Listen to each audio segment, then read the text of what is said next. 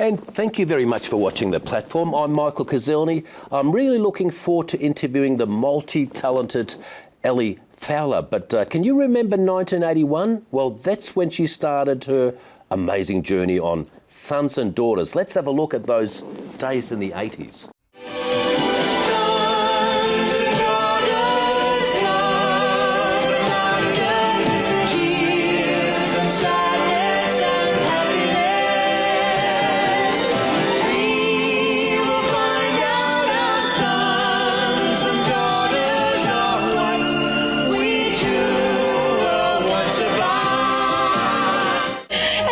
Understand. Please, you've got to understand. I can't understand that, Mother. Not doing that to Daddy. You must have known how much it had hurt him. Oh, please. Angie. What's going on? I'll tell you later. Where's David? Oh, he's in the shower. He'll be out in a minute. Good. I want to see him before I leave for Sydney. I'm going to see Daddy to apologise for being dumb enough to believe Mother about the breakup. Why don't you come around and sort it out with her before you go? She's a bit of a mess. Oh, she's obviously done a good job of convincing you. I can see she is. I told you what she did last night. She's been conning us all along. She set the whole thing up. Thank you, darling, for coming on The Platform, Ellie. Our energy's really connected now. Well, thank you very much for having me. It's important to connect energy. Especially after that footage. I know. 1981, I was thinking... Yes, it was a long time ago. Is that what you were thinking? No, it wasn't that long ago. I finished high school in 1982, so... Oh, but look at you with your high school references. Isn't that funny, though, Ellie? Because I've seen you over the last few weeks and, stalking you. It all sort of happened in that short period. I saw you down St Kilda, saw you down... So you're that spooky guy. I saw you at Patricia Ilhan's party that you were performing, but I couldn't get through to say you did a great job because too many people. Fair enough. And so then remember 2 weeks later? You set up this ruse. You set up this pretend television show and you got someone to book me to come on and the whole thing's a fake and you're just like spooky guy. But then there was the other event when you played at Jeff Bentley's place. Oh yeah, I like a bit of an event. So that's amazing. So how did it all start from Sons and Daughters, which I was a big fan. Yeah, right. And then all of a sudden... I'm getting that. The Shantuzis and... No, so Sons and Daughters. I always sang. But I didn't do singing professionally. Multi-talented, I think that was in my introduction.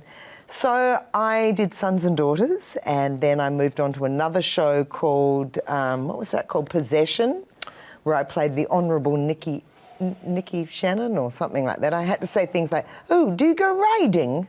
I was like that, very English and posh.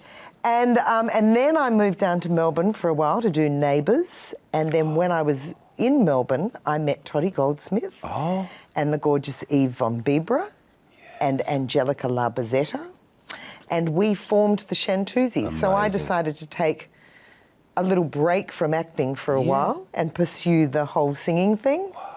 And it took off, and I think we were together for about 7 years. Yeah, what years was that?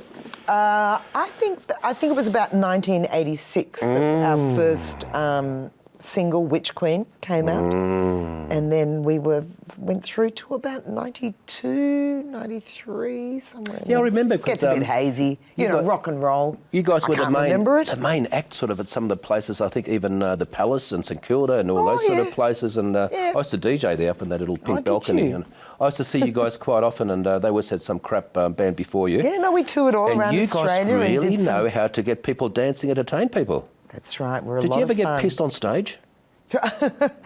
Not many times, because it's actually not a great feeling. No. I don't know. Maybe if you're an alcoholic, maybe it's fun. But for me, it's a bit too out of control. But there have been a couple of times where maybe, it got away from me. You guys had so much fun. Let's have a look at the Shantuzis.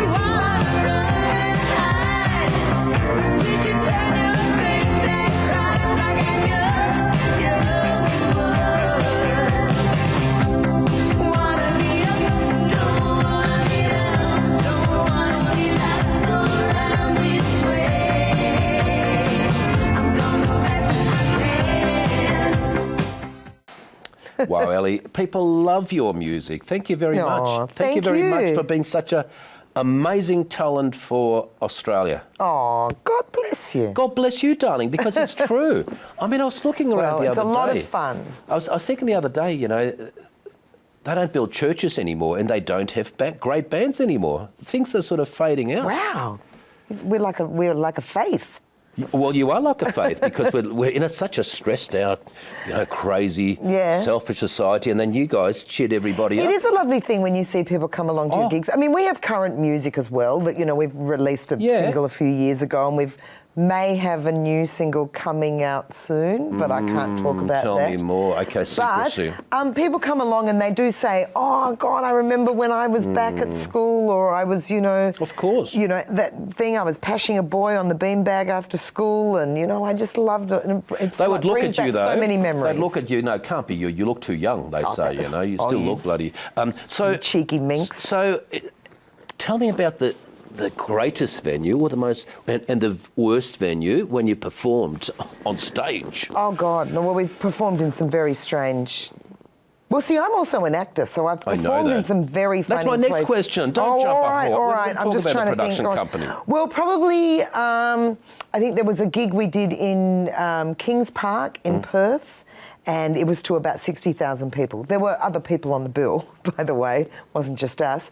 But that was pretty amazing. Some beautiful venues like the Palais here in Melbourne and the Enmore Theatre and all the big, you know, entertainment centres and tennis centres and all those things. Who made the decision after that 7-year journey of success to say, we're going to finish? I think Eve had just got married and maybe she felt like the travel was too much and... You know what, I can't really remember. I think I was... Was it a sad moment? I think I was in Spain or something. Wow. And then how long have you been doing these special performances again? Did that sort of kick off again? No, well, I was living in Sydney for a long time, for about 17, 18 years, and I moved back down to Melbourne just because I felt like I needed a bit of a change, needed to mix things up a little. Welcome so back. I came down to Melbourne, and the girls were doing the odd sort of corporate gig, the two of them, Eve and Totty, and they said, well, now you're here, should we go and see our old booking agent? And then we went, and he went, yeah, sure, come on, let's get the band back together. So we were very Blues Brothers. So is it every couple of weekends now? Or? Oh, I'm off to Albury tomorrow. Amazing. For a couple of gigs and... Fun and games. I'm all over the place, my friend. You superstar, the production company, the theatre. I love the theatre. Oh, yes. Now, that's in Flinders Lane. I went to radio school there in 82. Right. I love Flinders Lane. It's got all the restaurants now. Yes, so it's...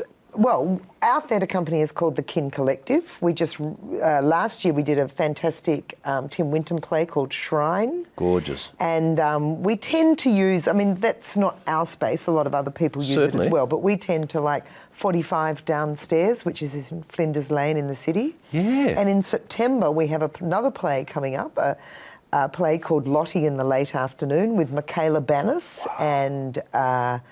the gorgeous Laura Maitland and my good self and Link Hasler, and it's going to be directed by Marg Downey, who's part of our company. Wow.